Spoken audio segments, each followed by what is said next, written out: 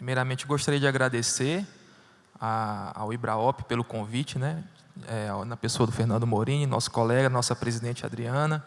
Dizer que é uma satisfação estar aqui hoje, trazendo um pouco do nosso trabalho lá no Tribunal de Contas do Estado de Minas.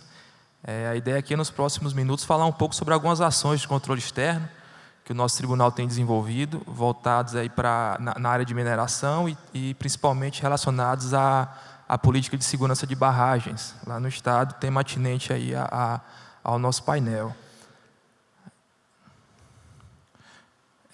Inicialmente, eu gostaria de trazer para uma reflexão aqui, né, acerca da relevância do tema, né, por que é importante estarmos aqui hoje falando sobre segurança de barragens, especificamente de registro de mineração, né? Então, acho que de conhecimento público, né, em 2015 nós tivemos um desastre lá em Minas Gerais, no município de Mariana, com a ruptura da barragem do Fundão, que é considerada aí o maior desastre ambiental da história do Brasil, deixando 19 mortos, despejando cerca de 43 milhões de metros cúbicos de região de mineração, atingindo uma infinidade de rios, né, com um destaque principal para o Rio Doce, né, que foi muito afetado e acabou comprometendo o abastecimento de água de mais de 1 milhão de pessoas, né. Após isso, né, em 2019, nós tivemos um novo desastre lá no município de Brumadinho, na barragem B1 da mina Córrego do Feijão, que chegou em proporções de óbitos a ser bem maior, né, 270 mortos, mas alguns desaparecidos, e que também contaminou alguns rios e prejudicou o abastecimento de água de mais ou menos 4 milhões de pessoas, né?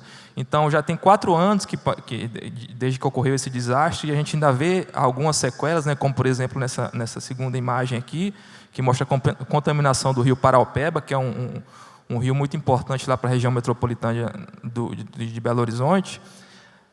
E além desse risco de barragens que já romperam, né, a gente tem situações de barragens que estão na iminência de romper.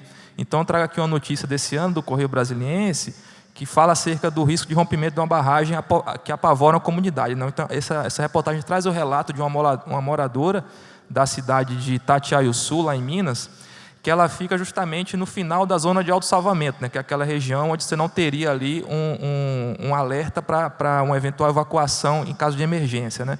E aí essa pessoa vive ali naquela situação, né, logo ajusante da barragem. Em uma situação como essa, está sendo até executada uma estrutura de contenção ajusante para conter os rejeitos em caso de uma ruptura, né? E aí tem também essa situação psicológica, né, esse dano associado aí à mineração. Então, só para contextualizar a importância do tema, né, mas também a gente tem a questão da economia, né? O setor mineral, ele é talvez o mais importante do estado de Minas Gerais. Então, ano passado, o valor de produção comercializada foi de 129 bilhões de reais. Isso representa 41%, né, da produção nacional, com grande destaque aí para o minério de ferro, né? Então, assim, é uma questão, né, de balanço, de você balancear os impactos socioambientais com também a questão econômica, né? E aí, diante disso, né, o Tribunal de Contas do Estado de Minas, ele vem empreendendo nos últimos 10 anos algumas ações de controle externo. Eu trago aqui algumas em destaque, né?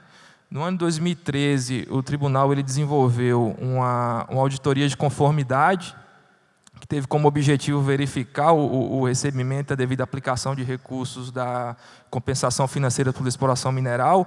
Então, foi verificado que alguns municípios eles não estavam oferindo, né, o valor correto, deixando de oferir essa receita, né, e também aplicar na finalidade específica dela. Em 2015, foi feita uma auditoria operacional nos órgãos estaduais, com um foco maior na gestão desses órgãos em relação ao licenciamento e à fiscalização de empreendimentos minerários. E aí foi verificada uma falta de infraestrutura, né, desses órgãos, na realização dessas fiscalizações e no próprio licenciamento. No ano de 2016, foi feita uma auditoria operacional em alguns municípios, com o objetivo de verificar as ações para a mitigação dos impactos ambientais e também da diversificação da economia, né? Para que, quando aquele recurso mineral ele chegar e usaria, o município ele ter outras alternativas ali econômicas. E também foi incluído no Índice de Efetividade da Gestão Ambiental um parâmetro relacionado às cidades protegidas, onde foi verificado a ação dos municípios em relação à questão de defesa civil, de preparo, né, de infraestrutura ali em caso de algum desastre. Em 2019, nós fizemos uma outra fiscalização operacional na modalidade de levantamento, que teve como objetivo analisar os controles e a gestão de riscos da atividade minerária, com foco também na segurança de barragens. E esse ano nós estamos fazendo uma nova fiscalização operacional em relação à política de segurança de barragens, verificando principalmente a questão do alcance da política e da resposta a acidentes, né? A questão de estruturação dos órgãos responsáveis por fazer a defesa civil e fazer a evacuação, né, em caso de algum desastre, e também a questão de articulação desses órgãos com as demais esferas da administração.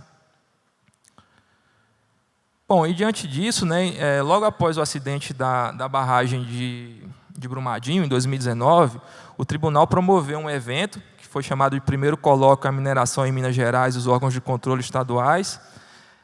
Esse evento, o tribunal convocou diversos stakeholders, né, que estão associados a essa temática. Então, a gente tinha o Ministério Público de Minas Gerais, movimentos sociais, com destaque por movimentos atingidos por barragens, representantes de sindicatos da construção civil, por exemplo. A ideia era ouvir esses atores, né, envolvidos aí nessa temática acerca dos riscos mesmo, né, dos pontos frágeis ali desse processo, né, de licenciamento, de fiscalização de barragens, para tentar levantar os pontos que o Tribunal de Contas do Estado de Minas poderia atuar. E aí foram apresentados alguns apontamentos, né, eu trago aqui alguns em destaque.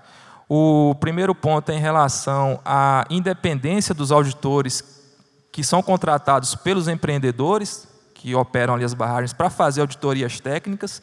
Então, foi um ponto bem destacado assim, a questão da independência dessas pessoas, né? Porque eles têm uma certa relação comercial ali com os empreendedores, então até que ponto a gente poderia garantir essa independência.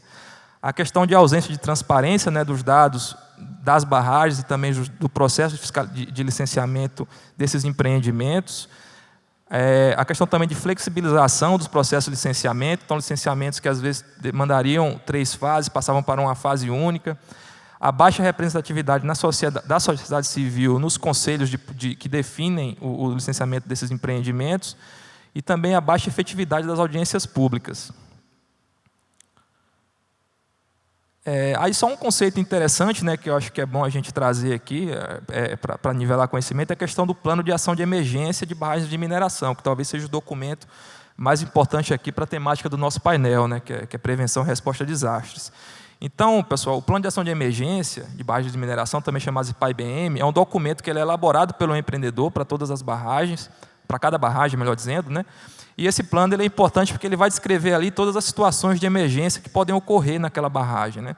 Todas as situações que tem que criar um possível alerta.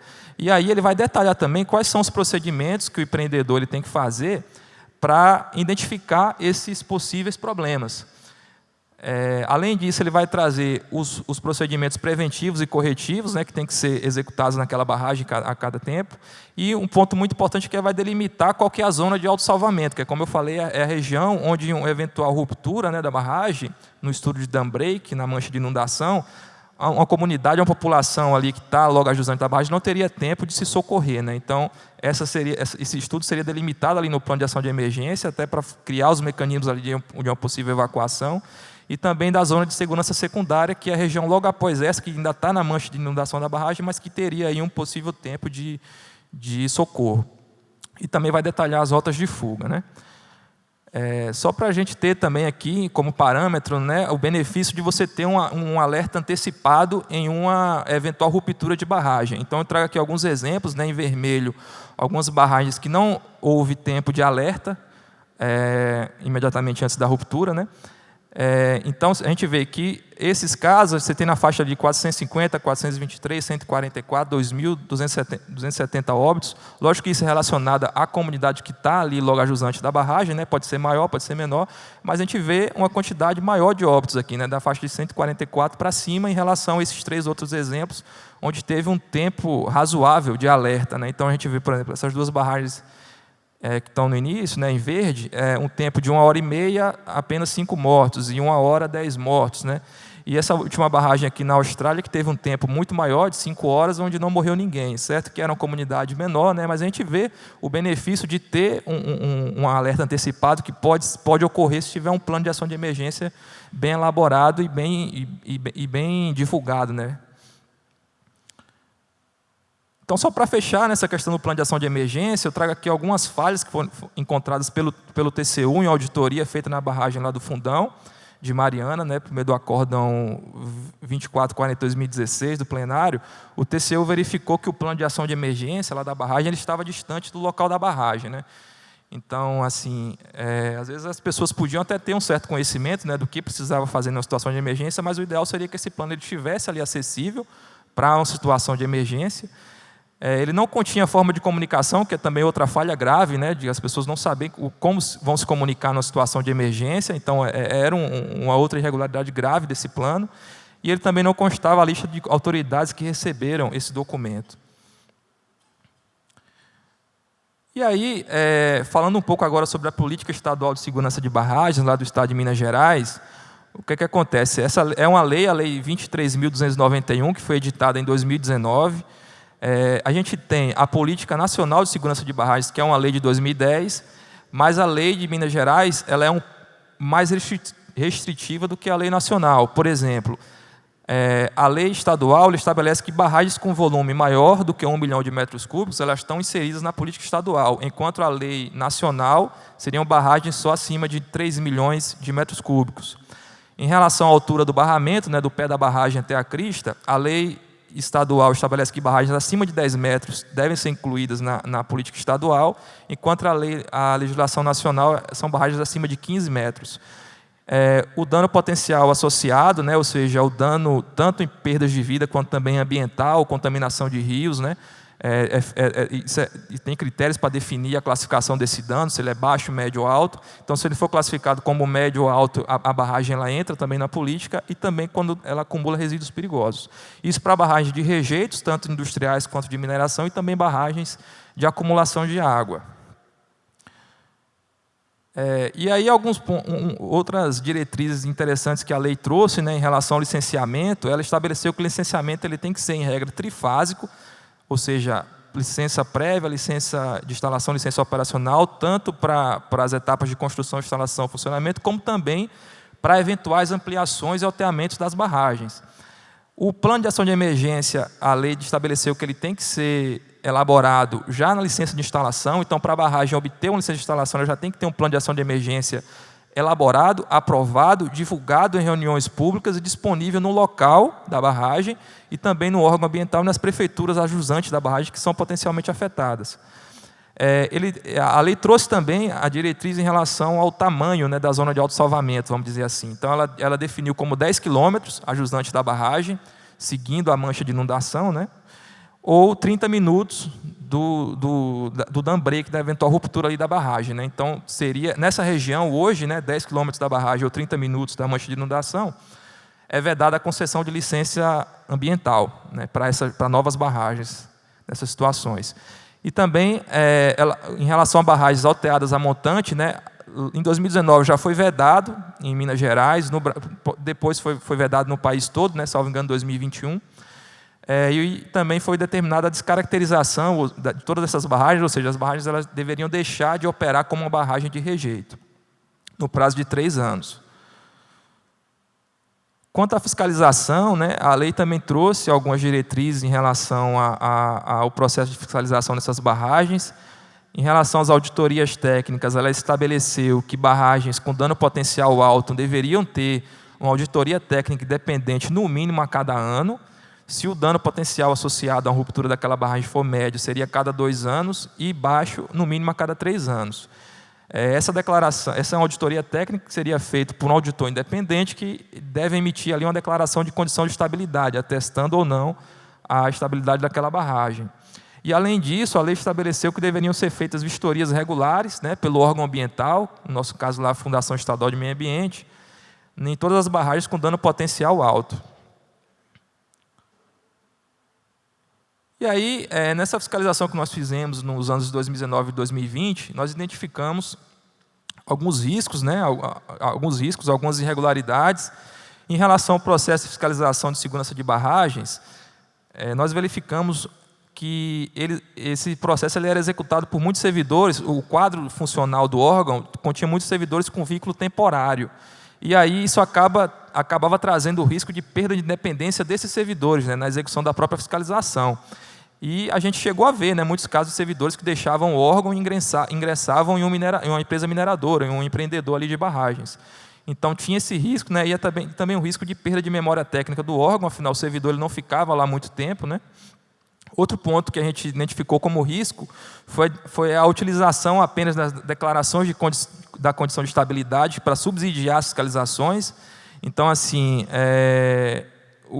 a declaração de condição podia atestar ali ou não a condição de estabilidade da barragem. Mas você tem um relatório de auditoria que podia ter lá outras recomendações, outros pontos que poderiam ser observados em futuras fiscalizações e não eram utilizados.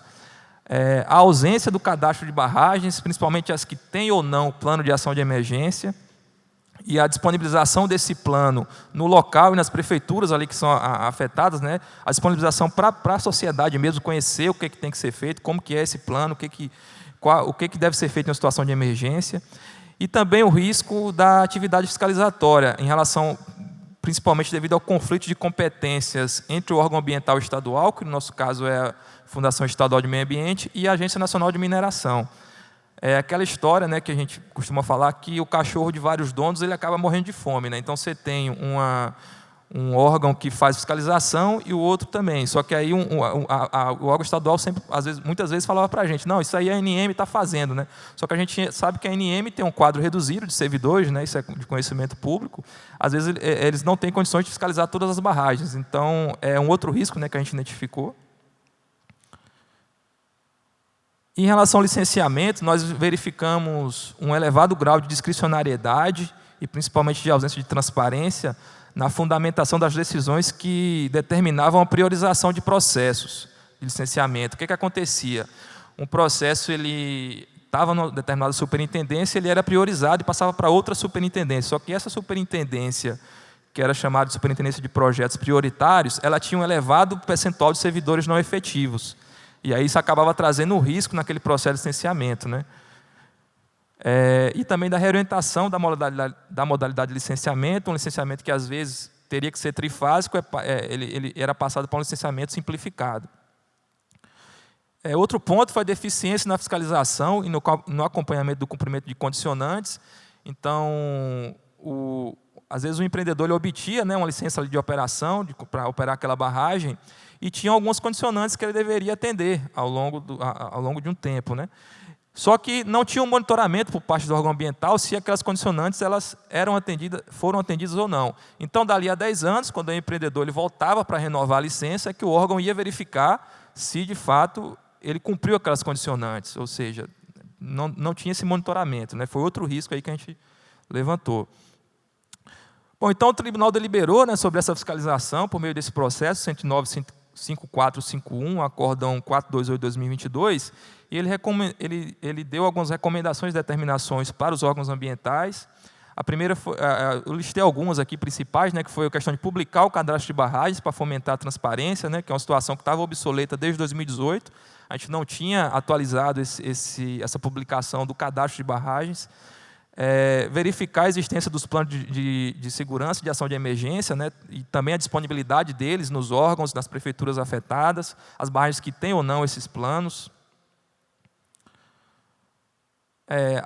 O tribunal recomendou também a adoção de medidas para garantir essa independência do auditor, né, que é um ponto crítico, como a gente viu, que pode acabar desencadeando uma relação comercial ali entre o empreendedor e essas empresas que fazem as auditorias. Então, hoje, basta que o auditor técnico independente ele tem um cadastro no órgão ambiental para ele ser contratado, né? Então ele pode ser contratado várias vezes por aquela mineradora. Então o tribunal falou em rodízio, sorteios, né? Deu algumas sugestões para o órgão ambiental. A questão das vistorias regulares, que é um ponto também que a gente viu que não vinham acontecendo na regularidade requerida, né? Então o tribunal também determinou que fossem feitas no mínimo anuais nas barragens com DPA alto. E também as medidas para cumprir o cumprimento da descaracterização das barragens alteadas a montante, né, que foi o que foi determinado na lei lá em 2019 e o ano passado ainda não tinham sido descaracterizadas. E também a questão de intensificação, né, com a Agência Nacional de Mineração, como a gente já falou, né, aquela questão do conflito de competências.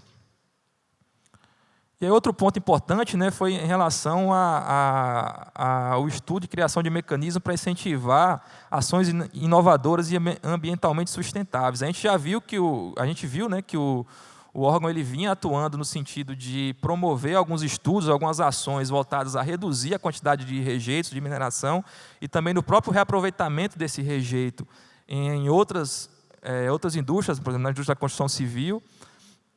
Então, o tribunal recomendou que fosse fomentado nessa situação para reduzir esse impacto. E aí, com isso, a gente já viu, né, algumas melhorias. Esse ano foi publicado o inventário de barragens lá do estado de Minas, que não vinha sendo publicado desde 2018. Então, a gente teve essa publicação em junho de 2003, que traz todos os dados das barragens do estado, as barragens que estão inseridas na política estadual de segurança de barragens. Então, hoje a gente tem ainda, salvo engano, 320 e alguma coisa barragens, sendo que a maioria foram construídas em etapa única, né? Então são barragens de uma única etapa de construção, sendo que a gente ainda tem 41 barragens que foram alteadas a montante, né? ainda em operação. A grande maioria das barragens é de DPA alto, né? Então são barragens, 179 barragens, que se vierem a romper, podem ali afetar uma comunidade ou contaminar o meio ambiente, né? 179 barragens de DPA alto. E em relação à condição de estabilidade, a maioria das barragens tem a declaração, né, do auditor independente, sendo que 34 hoje estão na condição de não atestada, né? Não teve a condição de estabilidade atestada pelo auditor. Essas 34 barragens, né, elas tiveram a medida cautelar de suspensão das atividades, né? Hoje, no total, são 41 estruturas que estão com atividades suspensas. E em relação à situação de emergência, hoje existem 24 estruturas, né, em situação de emergência lá no estado de Minas, sendo que 14 estão em nível 1, que teoricamente é o nível mais brando ali, de alerta, 7 nível 2 e 3 estão no nível 3, que é o nível crítico, que significa situação de ruptura a qualquer momento, vamos dizer assim, né? Então são barragens que têm aí uma situação de emergência crítica e têm que ser monitoradas.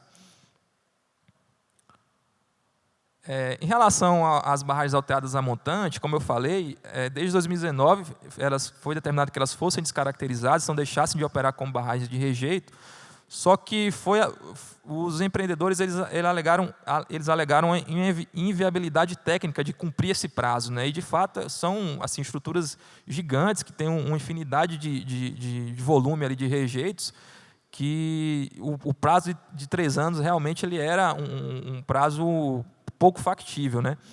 E aí o que aconteceu é que nesses primeiros 3 anos, né, até fevereiro de 2022, que foi quando acabou o prazo, apenas 10 barragens, né, foram descaracterizadas. E hoje nós temos 40 barragens ainda a serem descaracterizadas que firmaram um termo de compromisso com o Ministério Público Estadual e também com o órgão ambiental. 3 dessas barragens já foram descaracterizadas e a gente ainda tem 37 que seguem sendo acompanhados com prazo definidos nesse termo de compromisso para descaracterização. E aí outro ponto interessante que nós verificamos é a questão da fiscalização, né? O aumento da fiscalização nos últimos anos. Então, ano passado foram 43 vistorias realizadas pelo órgão ambiental. Lembrando que essas vistorias elas não são auditorias, né? Então elas não entram nos parâmetros geotécnicos ali da barragem, etc. Elas analisam aspectos, por exemplo, de crescimento de vegetação no talude da barragem, de uma surgência, de uma fissura na barragem, algum afundamento, né, alguma coisa mais técnica visual. Então a gente vê que no ano passado 433, enquanto em 2019 tinham sido feitas apenas 199. Né? Então também foi outro ponto relevante assim, que nós verificamos após essa fiscalização.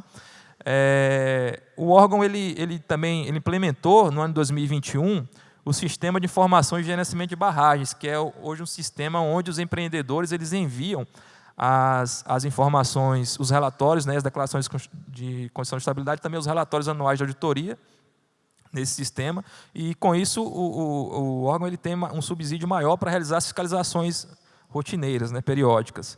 E também foi elaborado esse manual de fiscalização, que estabeleceu ali padrões, né, para o processo de fiscalização das barragens, com os pontos a serem analisados, verificados durante as inspeções rotineiras.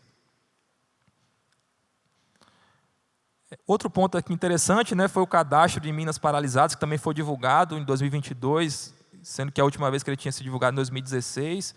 E aí também foi um ponto que o tribunal emitiu uma recomendação, né, e também aí esse cadastro ele veio a ser atualizado, e chama a atenção, né, a quantidade de minas paralisadas em relação aos anos 2016 e 2022. Hoje a gente tem 401 minas paralisadas no estado, certo? Que são empreendimentos que estão paralisados, ainda não abandonados, né? Então podem ser retomados, mas assim, é um risco de ter um passivo ambiental aqui nessas regiões, né? Então é outro ponto de alerta, de atenção aí que a gente tem que ter em termos ambientais.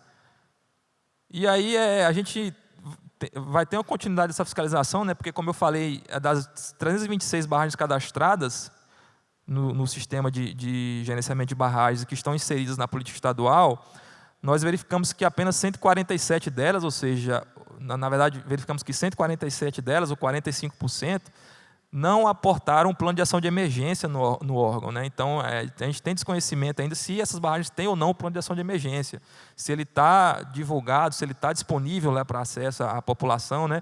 E 44 ainda demandam saneamento, né? O plano ele ainda tem algumas irregularidades, então dá mais de 50% das barragens têm deficiência no plano de ação de emergência. Então é o ponto que a gente vai ter que continuar analisando, né, dentro de outra fiscalização. Como eu falei, hoje a gente está fazendo uma fiscalização operacional com o objetivo de avaliar a execução da Política Nacional de Segurança de Barragens e também da estadual, em relação ao alcance dela junto à população potencialmente afetada por barragens de mineração, a questão de resposta a acidentes e minimização de danos e perdas de vidas. Então, nosso foco principal é na infraestrutura das defesas civis municipais, principalmente, nos planos de ação de emergência, né? O conteúdo desses planos, se eles são de conhecimento público, se eles estão sendo divulgados, a linguagem também desses planos, né? Muitas vezes a gente vê que tem uma linguagem muito técnica que a população não entende, então tem que ter também essa tradução ali, né, bem feita. E também a questão da articulação, né? A gente está verificando também a articulação das defesas civis municipais, com estaduais, nacional também. E aí o benefício do controle que a gente verifica, né, a questão do aumento da transparência, que diretamente afeta o controle social, né? E também a questão do incremento das fiscalizações, foi outro ponto que a gente viu como benéfico dessas fiscalizações. E aí, quase finalizando aqui minha apresentação, eu gostaria só de trazer outro ponto aqui que eu acho relevante, né, que é a questão do risco de eventos extremos. Então, assim, a gente tem visto, né, alguns eventos, como aconteceu aqui recentemente, aconteceu no sul da Bahia, aconteceu no litoral de São Paulo, dessas chuvas intensas. Então, trazendo isso para o caso de barragens de rejeito, né, a gente tem, por exemplo, barragens em nível 3 de emergência, que estão em casos críticos.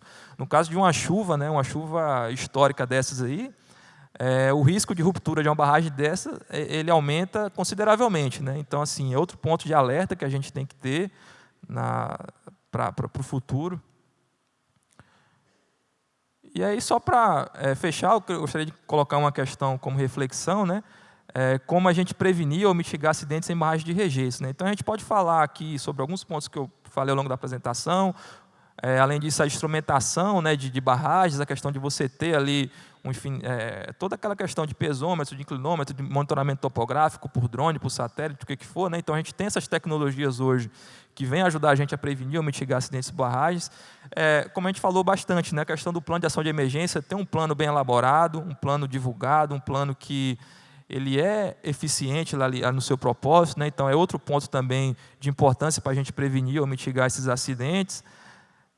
A gente pode falar também da questão de reduzir a quantidade de rejeitos, né, como eu falei, a questão de reutilizar esses rejeitos em outros fins, mas assim, um ponto relevante é a questão da infraestrutura dos órgãos públicos na questão de um eventual acidente, né, que é outro ponto que a gente tem verificado como uma fragilidade, principalmente em municípios muito, muito pequenos. Então, tem municípios de 12 mil habitantes que nós verificamos que tem a Defesa Civil lá que tem 2 pessoas.